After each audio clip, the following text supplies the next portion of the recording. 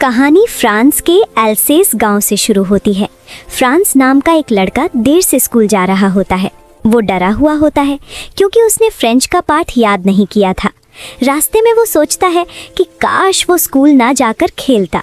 School के पास पहुंचकर France को अजीब सी शांति महसूस होती है। आमतौर पर शोर रहता था, पर आज सब शांत था। उसे डर लगता है कि कहीं मास्टर उसे डांट ना दे, इसलिए वो धीरे धीरे कक्षा में प्रवेश करता है। कक्षा में फ्रांस देखता है कि पीछे की बेंचों पर गांव के बूढ़े लोग बैठे हैं। वे बहुत गंभीर लग रहे थे। ये दृश्य उसे हैरान कर देता है क्योंकि पहले कभी गांव के लोग कक्षा में नहीं आए थे। फ्रांस देखता है कि उसके शिक्षक मिस्टर हैमेल आज विशेष कपड़े पहने हुए हैं, काला कोट, हरी टाई और काली टोपी। वे ऐसे कपड़े केवल खास अवसरों पर पहनते थे, जिससे फ्रांस को और भी चिंता होने लगती है। मिस्टर हेमेल गंभीर स्वर में कहते हैं कि आज उनका आखिरी पाठ है। वे बताते हैं कि प्रशिया सरकार के आदेश से अब स्कूलों में फ्रेंच की जगह जर्मन पढ़ाई जाएगी। ये सुनकर पूरी कक्षा स्तब्ध रह जाती है। फ्रांस को ये सुनकर बहुत दुख होता है। उसे अपनी गलती का एहसास होता है कि उसने फ्रेंच को कभी गंभीरता से नहीं पढ़ा।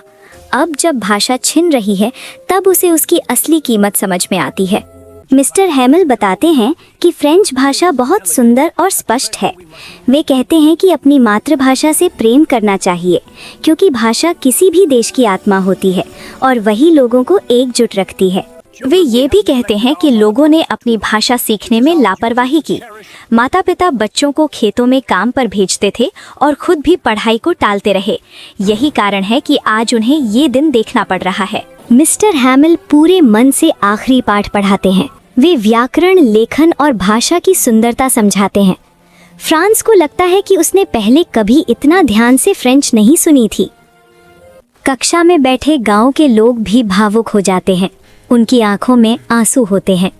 वे महसूस करते हैं कि उन्होंने अपनी भाषा को बचाने की कोशिश नहीं की और अब उसका परिणाम भुगतना पड़ रहा है। फ्रांस अब पूरी तरह समझ जाता है कि भाषा केवल पढ़ाई का विषय नहीं, बल्कि पहचान और स्वतंत्रता का प्रतीक है। उसे गर्व महसूस होता है कि वो फ्रेंच भाषा से जुड़ा है। घड़ी 12 बजाती है। आखिरी पाठ समाप्त हो जाता है। पूरे कमरे में गहरी चुप्पी छा जाती है। मिस्टर हैमेल बहुत भावुक हो जाते हैं और कुछ बोल नहीं पाते। मिस्टर हैमेल ब्लैकबोर्ड पर बड़े अक्षरों में लिखते हैं, वीवा ला फ्रांस।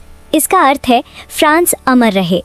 ये वाक्य उनके देश प्रेम और भाषा प्रेम को दर्शाता है। भावनाओं से भरे मिस्टर हैमेल हाथ के इशारे से बच्चों को छुट्टी कर देते हैं। ये कहानी हमें सिखाती है कि मातृभाषा, शिक्षा और समय की कीमत समझनी चाहिए, क्योंकि खोया हुआ अवसर वापस नहीं आता।